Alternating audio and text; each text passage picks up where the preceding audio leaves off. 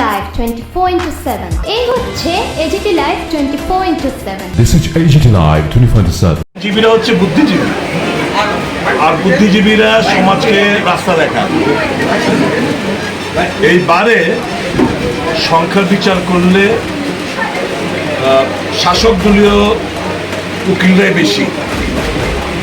তা সত্ত্বেও বুদ্ধিজীবীরা, সে শাসক হোক বিরোধী হোক, যে কোনো দলের হতে পারে, ভারতবর্ষের বর্তমান পরিস্থিতির কথা মাথায় রেখে এই যে নন বিজেপি যে প্ল্যাটফর্মটা সেফ কনস্টিটিউশন নামে প্ল্যাটফর্মে যে লড়াইটা করেছে, উপলব্ধি করেছে যে ভারতবর্ষের গণতন্ত্র বিপদে, সংবিধান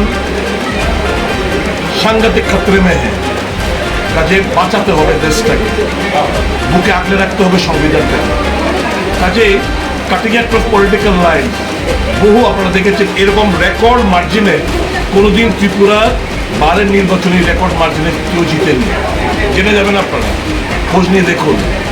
রেকর্ড মার্জিনে সবগুলো main president, vice president, secretary, একটা কয়েকজন মেম্বার, এরকম রেজাল্ট হয়নি। এটা হচ্ছে প্রমাণ করে যে ভারতবর্ষের মানুষ আগামী দিন কোন পথে ভারতবর্ষকে দেখতে চাইছে, এই বারের নির্বাচনে সেটা বহিঃপ্রকাশ। রাস্তা দেখিয়েছেন বুদ্ধিজীবীরা, এপিল থাকবে আম জনসাধারণের কাছে, আপনারা সেই রাস্তা অবলম্বন করুন।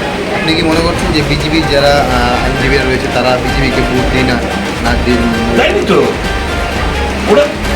আমি তো প্রথমেই বললাম, বিচার করলে সংখ্যার দিক দিয়ে বিচার করলে যারা বিজেপি সংগঠনের সাথে জড়িত আইনজীবীরা, তাদের সংখ্যাটা বেশি। কিন্তু তারপরেও ওখানে থেকেই তারা আমাদেরকে ভোট দেয়, এবং এই যে রেজাল্ট এত বিশাল ব্যবধানে, এটাই প্রমাণ রাখে যে they are not happy, they are compare to work with them. এরা খুশি না। ভারতবর্ষের কথা মাথায় রেখে আগামী দিন এরা নতুন একটা পথ দেখানোর চেষ্টা করেছে সমাজকে। আমার বিশ্বাস এই দেশের মানুষ, ত্রিপুরা মানুষ তাদের দেখানো পথে চলবে। আপনার কি মনে হচ্ছে আসন্ন লোকসভা নির্বাচনে তার প্রভাব পড়বে? পড়বে না কেন?